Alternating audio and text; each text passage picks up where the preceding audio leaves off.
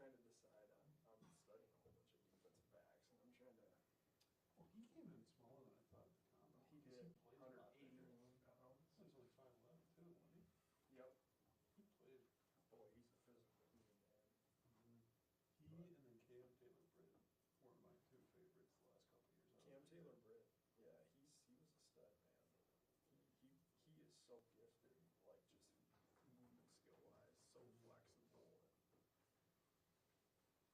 He makes a lot of plays. He was a great rookie year for the Bengals. I mean, it was phenomenal.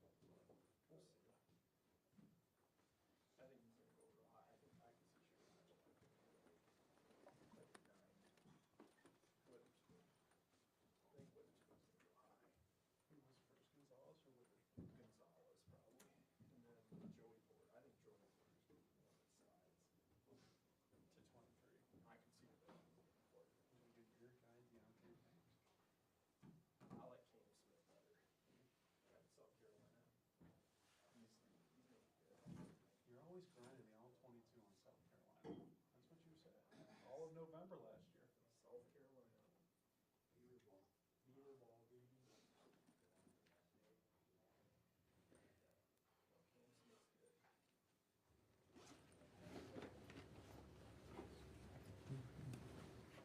Ethan wasn't a very good quote, huh? He was actually really good. Really? Yes. I read your write-up, but there was nothing in there that I was like, You know, I'm like, okay. I'm used to like, I was looking for like this Justin Walby, or it's just like seven words. yeah. He was a lot better. There was a lot I didn't publish that was on that podcast. I don't know.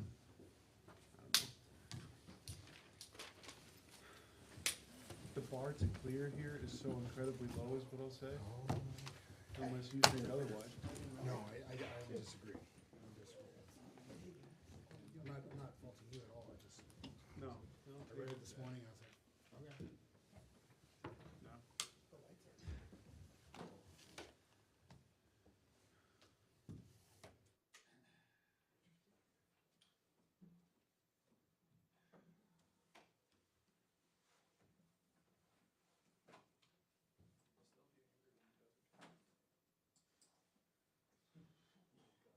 I know you. Good. Good. Yeah. Busy. Good. Busy kid. Yep. No, we like you're fucking lying. We all. Matt. Huh? That's Matt. You know Matt. You got grades and you got stuff. He's gonna. I don't get that. You know what Brian Callahan is interested in? Calling plays. Clearly.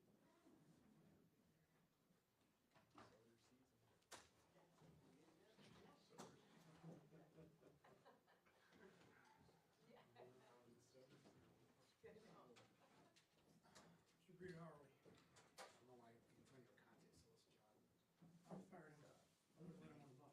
I know. Would've let him back on the bus. I know, yeah, for sure. I wore a sports shirt on Sunday and I was like, he should wear. That's what you want. Coach at FDU. How do you I possibly cash out my chips now. what money? Yeah, you're never gonna be high. Does his contract say if he's not there on X day, he gets X dollars? That'd be the only way. And also, like, Oh, we have a secret how spot. turned it for you to your role? But Yeah. It's not Hey, like and softball that's- stadium. That's your job. It's a secret, Spurs' yeah. best wins come from this But if season. you look hard enough, it won't be much of a secret. On the test side. Not you. Thought about throwing mine against the curb. I think maybe that's reason why you Yeah. could No, I lose. don't think I'll answer. No, it's always fun, right? It's like you look at how the Southampton results. Right. Essentially, Was just it really South penalty? Correct. who's calling the plays? Not gonna answer that. Like, That's what we I do. wasn't like, I need to see something before I have anything else. Strangely, I was like, okay, yeah, I was like, that's not a penalty. You get all the coverage you want. True. fine. We didn't get beat, we lost. No, it's, Right. we're over here now. Which is a loser's event, but still. Correct. More offense. I just, don't fuck this up. It's not much. Don't fuck this up. Oh, yeah. I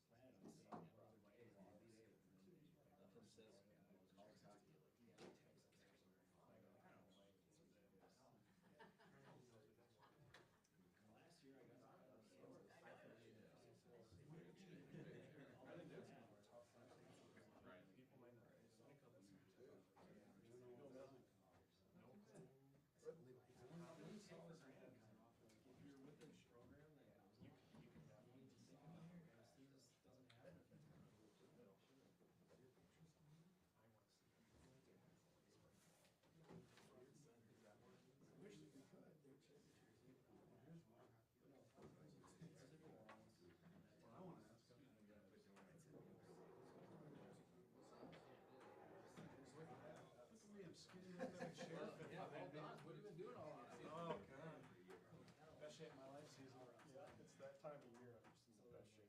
Oh, yeah, yeah, I read it. Me too. Never been better. You doing, there's a few of the hockey tournaments. Yep, leaving for Fargo today. Yeah,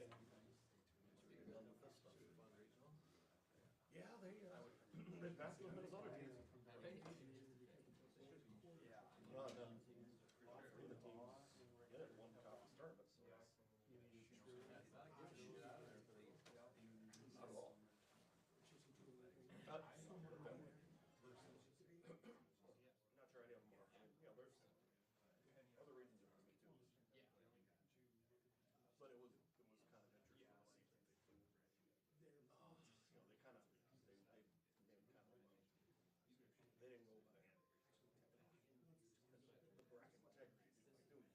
that. If you're gonna, yeah, Penn State was the perfect bracket. Penn State was in there. So they're the 8, probably put in the 7 there instead of they put in the 6. Right. Then they brought it to 11.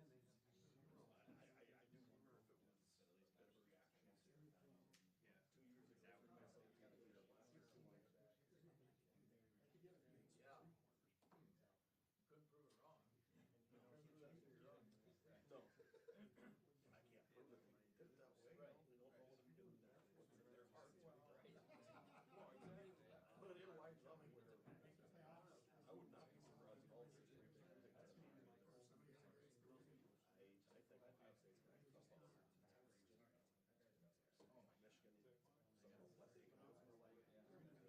some of those less economic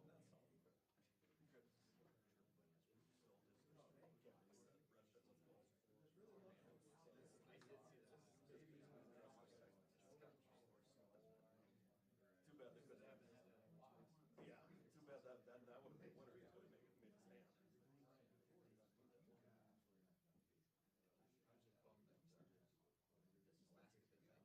Yeah, they missed it by 1 because when Colby upset Harvard. Did a story on them last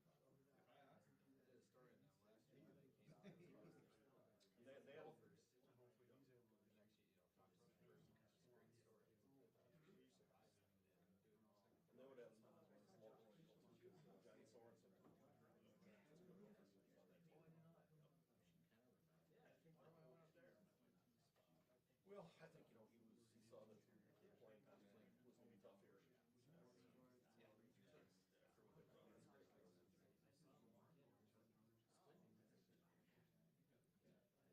Yeah.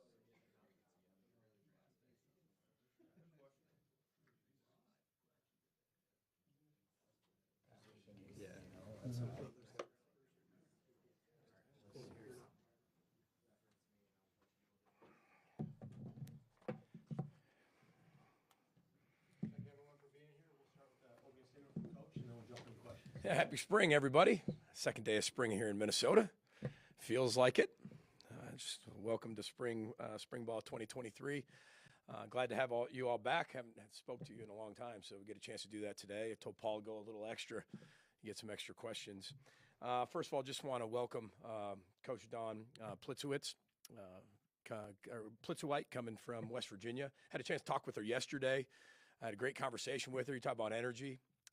I know our women's basketball program's in great hands, and really excited to watch her coach. So get her over at some football practice hopefully here soon, and get around our program as well. I want to wish Bob Motzko a ton of luck as they get into the NCAA tournament here coming up. And then also Coach Kelly as they host the NCAA Swimming and Diving Championships here on campus, actually. So it'll be good to have that. So wish them all the best as well to our men's team. So, we're really excited about the spring. I'm sure you have a lot of questions. We haven't talked football. I know we had a chance to talk during Pro Day, but that was really for the Pro Day guys. So I'm sure you have a lot of questions. We're excited for spring. It's a whole new year, whole different football team. It's a very unique team. It's got different challenges, different strengths as we go forward than we did last year. So it's really exciting, fun team to work with. College football's changed a ton, as you all know, and it continues to change and be affected by all the changes daily. So I'm sure you have a lot of questions. We'll open it up. PJ, when you talk about those changes in the new team, with 2 new coordinators on offense and Ethan getting his his first full go here. How do you see the offense evolving with those three guys at the leadership level? Well, you're always evolving. You know, I think that when you kind of go back and you look at our tenure here, we've had a team that, you know, we ran the foot. We were pretty balanced in run pass. You know, we had Rodney Smith and Shannon Brooks and a young Mohammed, and we had, you know, Tyler Johnson even before with a young Rashad Bateman, and won a lot of games with those guys. But then we also had 2 first-team All Big Ten wide receivers one year where we were really pass heavy. Tanner's stats were incredible through the air. Of course, we always had a good ground game, but the pass was the main focus because the personnel on that in that particular year allowed us to do those things we were doing. Then you look at last year, and we have, you know, arguably the greatest running back in the history of the University of Minnesota, and why wouldn't you give the ball to him almost every single play? We were a little banged up and thin at wideout, and you know, so I think a sign of a really good balanced football team, right? Balance isn't just about offense or just about running and passing. Balanced offense has to do with, are your playmakers touching the ball enough to make a ton of plays to score a lot of points? Now, you can have a lot of playmakers like we did back in 2019, a ton of them. Everywhere you look, there was another playmaker. You got to have a little bit of luck with that, staying healthy as well. And last year we had a few, and they touched the ball an awful lot. I mean, look at Brevin Spanford, look at Daniel Jackson, Mohammed Ibrahim. Those are really our playmakers. We'd like to be able to say we want to have more than that. When you look at 19, we had that. So I think we're looking at doing everything we can to make sure that the playmakers on this particular football team touch the ball as much as they possibly can, whether that is through the air, whether that's through the ground. How that looks different, we're going to find out. That's what we're building as we continue to go. And we haven't even played football yet. You know, this is the first time in the next 6 weeks we get a chance to play football. So shaping that offense is going to be a lot of fun. Because there's a lot of guys on here I'm sure you're going to ask me about. I can't even answer the question because I haven't seen them play football yet live. You know, we've got walkthroughs, we've had meeting time, we've had, you know, mat drills, we have winter conditioning, but I haven't had a chance to really work with them in football, neither of our coaches. So we're excited to do that for sure. But we're definitely going to look different just because it's a different team. Now, what that different looks like, we're going to find out. And that's the fun of this whole thing. You get to build your team as you get closer to September. So that's the fun part of the offseason. Will it be Greg or Matt calling the plays? We're going to keep that internal just for right now. They both called plays, and they are they're really good friends. They spend a ton of time together off the field with their families. In the office, they have an unbelievable working relationship. They both called plays. Matt's called. I mean, he's called most of our bowl games here. Greg's called plays at Western Michigan. So we'll figure that out internally, but we're going to keep that, or we'll figure that out eventually. But internally, we kind of have a plan of what we're going to do with both of them, but eventually we'll let you know who that is. When you talk about playmakers for the upcoming season, who are you most excited to look at this spring, and, you know, who has some opportunities to seize this spring? Well, when you look at it, I mean, Brevin Spanford and Chris Ottman-Bell, you know, they're two guys that are going to be limited in the spring, and so it gives opportunity and room for a lot of other guys to do that. I'm excited for all of them. I know that's really vague, but I am, because we brought in a lot of transfers at the wide receiver position. I'm really excited to see what they can do.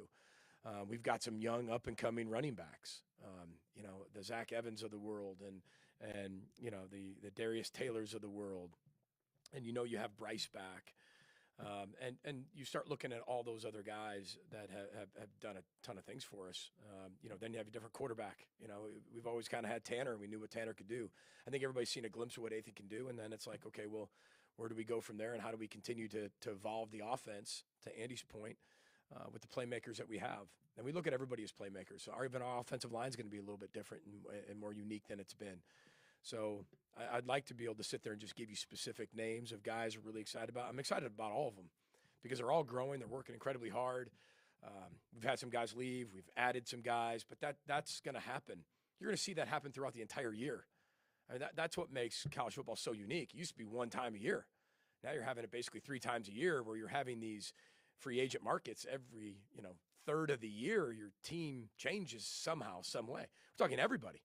I mean, there were 200 plus kids in one day entered the transfer portal in basketball.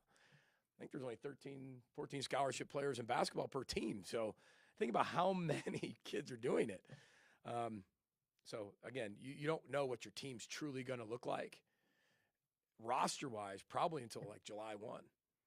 That's when you really know what your team's going to look like with the team you're going to play with that particular year.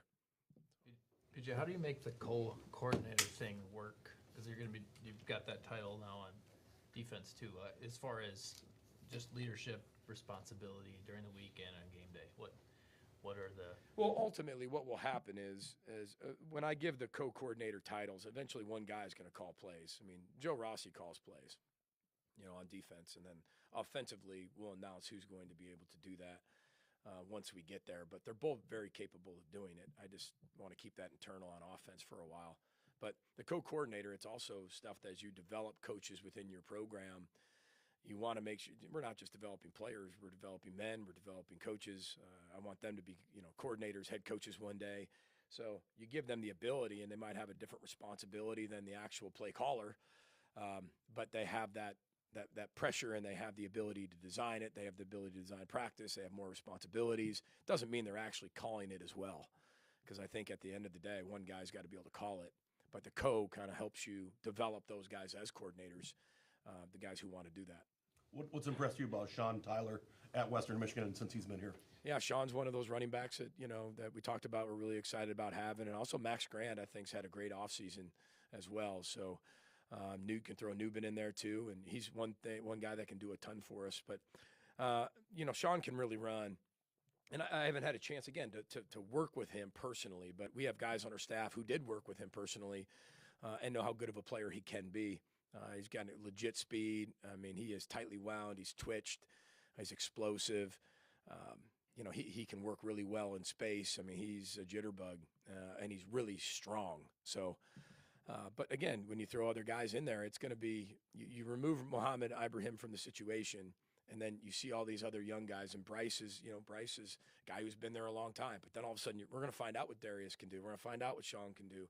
We're going to find out what Max Grant can do, and Zach Evans and Newbin. It's going to be a lot of fun to be able to hand the ball off to those guys and see who emerges as some of the next guys. How's the transition been with the new running backs coach? Yeah, Kenny leaving for Kent State. Yeah, no, we check in on Kenny here and there, and we're learning a lot. We watch Kenny's videos, sometimes in a staff meeting we'll watch Kenny's videos that he's posting, and we get excited about Kenny doing that. He couldn't be in a better situation for him, so we're excited about that. But Nick McKissick-Luke it's been a very smooth transition. They're both tremendous running back coaches, but they both are even better people.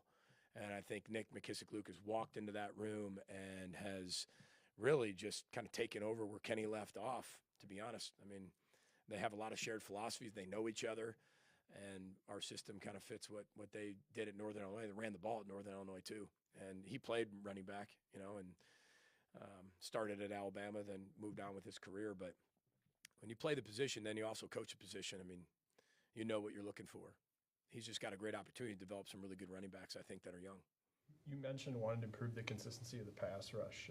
How much of an emphasis is that entering spring ball? A ton. You're going to see a whole the great thing is we brought in a lot of people in the offseason for pass rush technique, how people build pass rush, whether it's an NFL organization or whether it's through college football. We know that we have to get better at that. We know that's one of our deficiencies, and it has been for a while. But we've got some really good pass rushers now.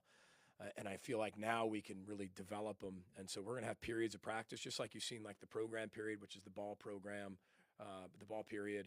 You've seen 78%. We work on like explosive plays. We work on, tackling and things like that. The tackling convention period. You're also going to see a pass rush period where every single person is working on some form of pass rush. And on offense, it'd be defending that pass rush. On defense, it's actually pass rushing, whether it's a corner cat blitzer. So we have this series of progressions of what we're going to teach. Now, we're going to be elite pass rushers tomorrow? Probably not.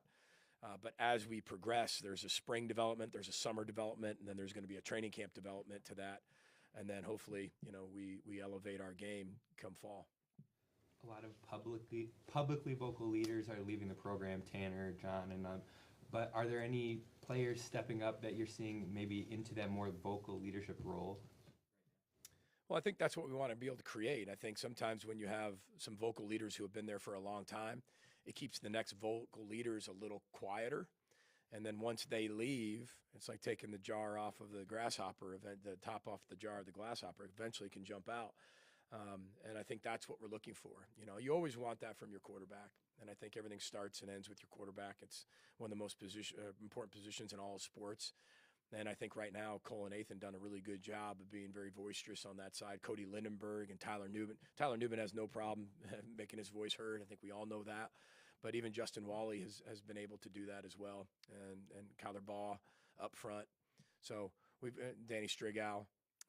And the offensive side, I mean, there's some guys that, Daniel Jackson's really taken a leadership role on. Brevin's been there, Crab, obviously. So we've got some guys who have done it, and then we add this new mix of guys who are just waiting for that. Nathan Bowe, it's hard to be able to be that boisterous when you're sitting behind maybe one of the best centers, if not the best center in the country. But now he's really taken on that role, and nobody loves Minnesota more than Nathan Bowe. So, we look for him to be a big part of what we do. And then Quinn Carroll would be another one. The good thing is we have a lot of them. They just haven't had to do it as much as they've had to do, and we'll figure that out. You'll be at practice, you'll see. You can judge for yourself, but there's been a lot of guys who have stepped up. Is Ethan fully healed? Do you expect him to get a full workout or full workload in spring ball? Oh yeah, he's fine. Yeah, he was fine. He recovered very nicely. Coach, what's your message to the new guys in your program and the younger players about not letting any moment go to waste here in spring ball, seeing how you guys only have a limited amount of practice, to make sure they put good product on film for you guys to evaluate all summer? Well, I think we're always competing. I think that you're always either growing or you're getting worse. I'm a firm believer in that. And you got to make a decision every single day. And the great thing about spring, as we've always said, is spring you'll never win the job. You're going to set up winning the job. And I always love to keep day one depth charts because I don't pick the depth chart. I'm the head coach. Now, I'm ultimately responsible for the depth chart. And yes, I do make the depth chart. I'm the head coach. So that's one of my responsibilities. The people on the field are my responsibility because I'm putting them on the field.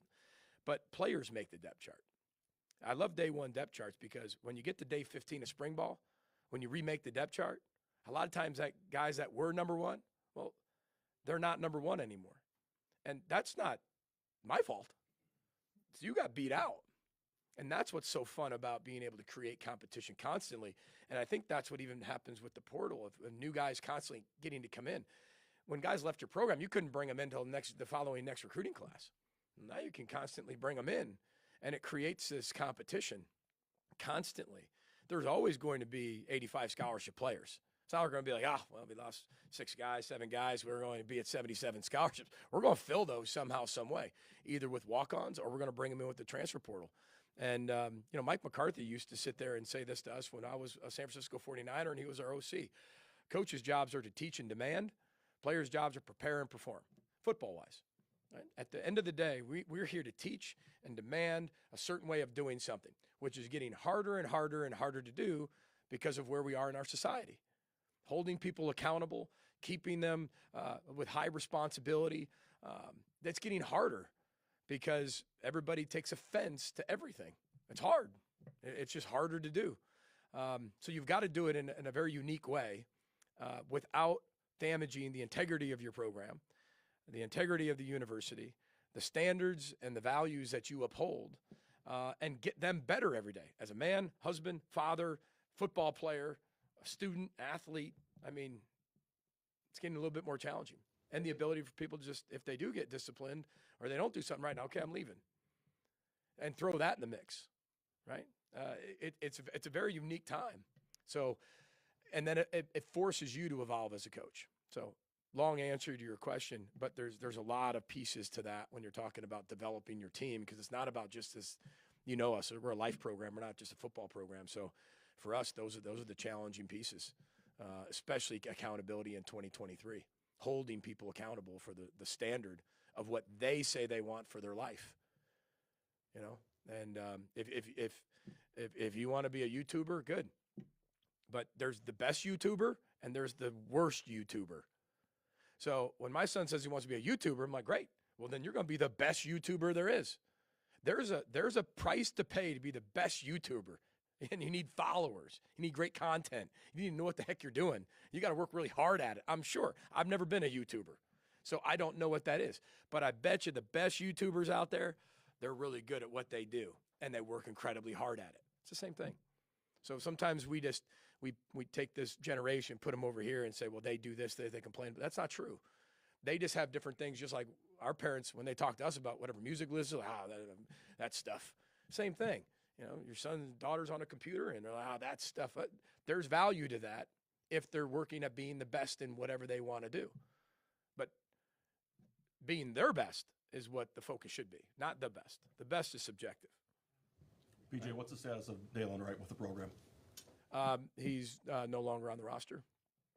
And just like my normal standard policy, whether they're not on the roster, whether they're in the portal, whether somewhere, we just don't talk about players that aren't here anymore. But if they're not here anymore, wish them 100% success and wish them the best and always support them, and we'll do anything for them. What went into the decision to build an analyst staff here in the offseason? Well, the decision was, it made it pretty easy. We got more money in our staff pool, so I was able to create some positions, which was really good for us. And I think that having other people around with even more expertise adds value to the staff. It's more opinions in the room. It gives you the ability as a coach to, how I love to hire from within. And it gives you the ability to keep building coaches within your organization that when things do open, you can just hire from within and keep elevating coaches, and you don't have to retrain people. And then also everybody has different expertise on certain things.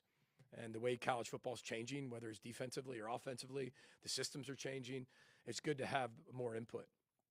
And you can keep developing coaches that way. So I'm very grateful to our administration that they allowed me to have some more people on staff and create some positions. And we've got more student coaches than we've ever had, people who want to be coaches, which is really exciting as an educator and a teacher, that a lot of young people want to do it too.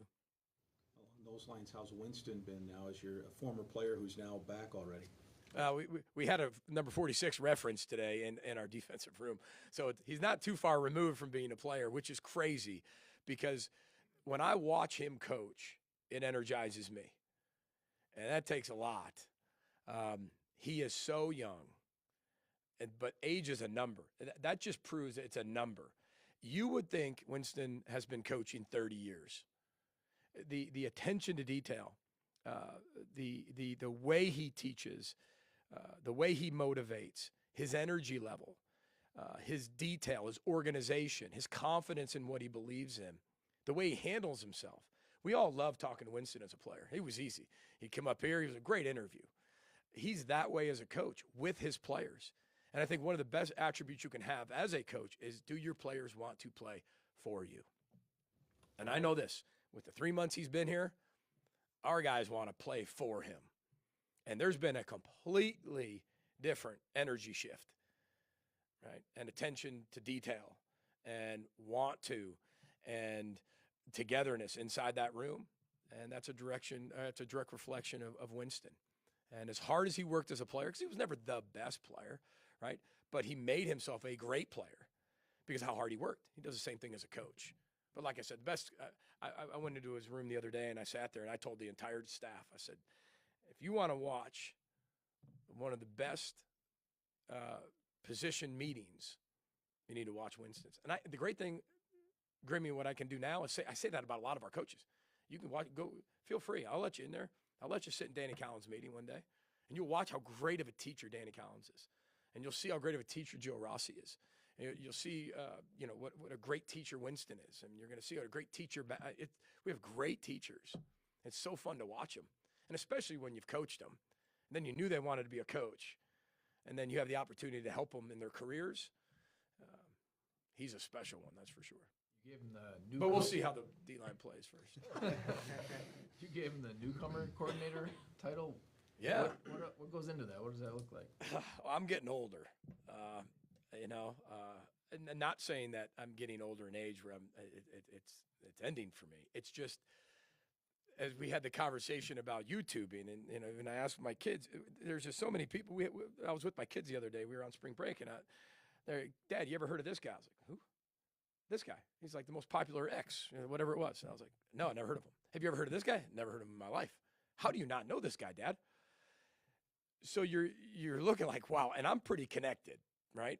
And so I'm sitting there going, man, I need somebody to kind of help me that way, maybe just to, and Winston's perfect for it. Winston knows a lot about everything.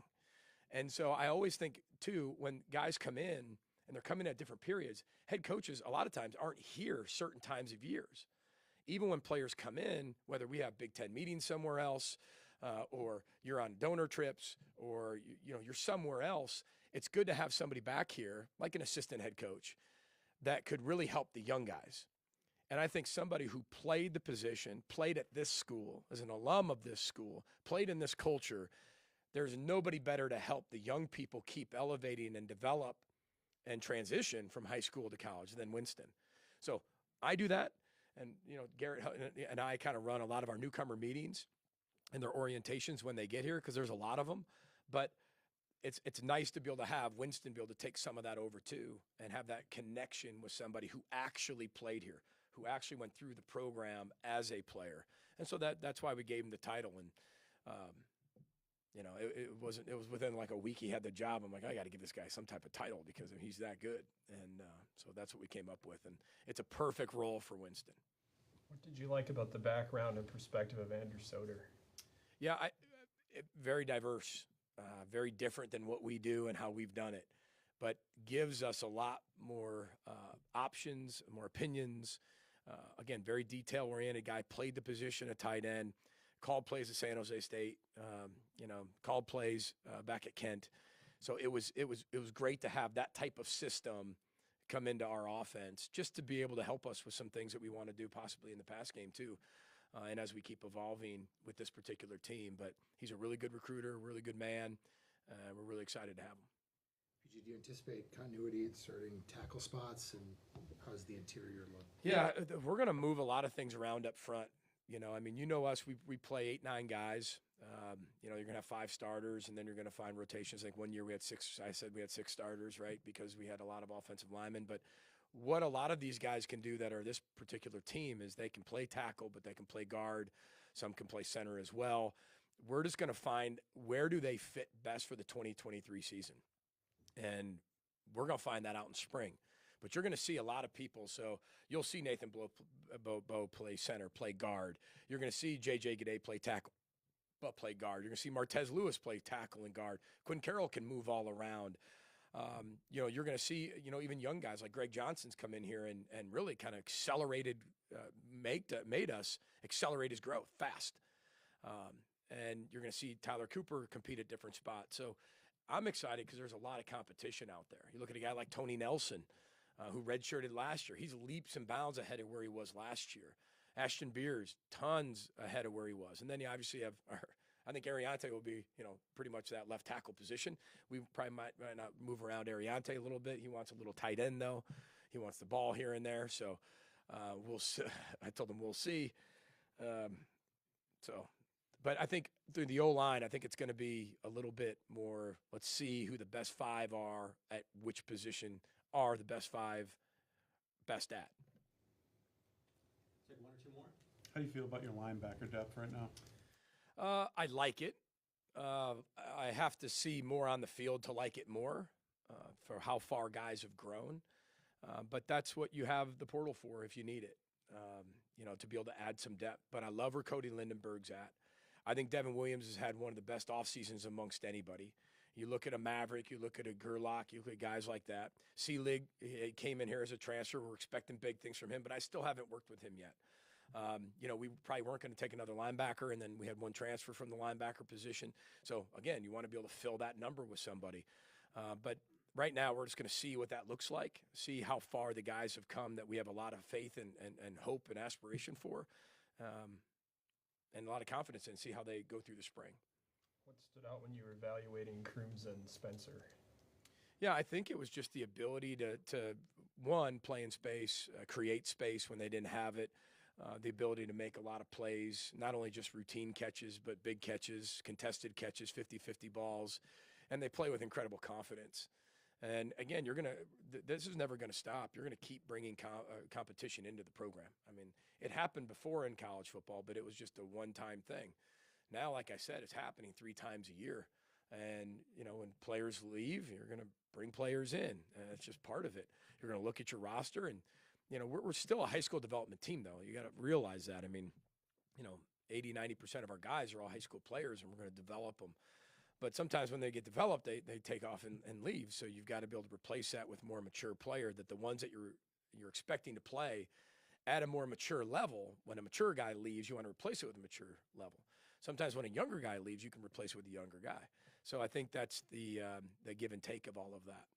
Have you had to change the way you do things because of exactly that, where, I don't want to say it's more of a business, but it feels like more of a business, where a guy's going to worry more about what's best for me and not what's best for us, and that's your whole ethos. It is, but I would say that changing who you are, I'll never change who I am. I am who I am. I think that's really, I think you have to be who you are, but I think you have to adapt. If you don't adapt, you die on the vine. And we coaches have to adapt more and are forced to adapt more today than you ever have been. And I think that's always healthy. We adapted before, but you adapted in a very different way, maybe a slower rate.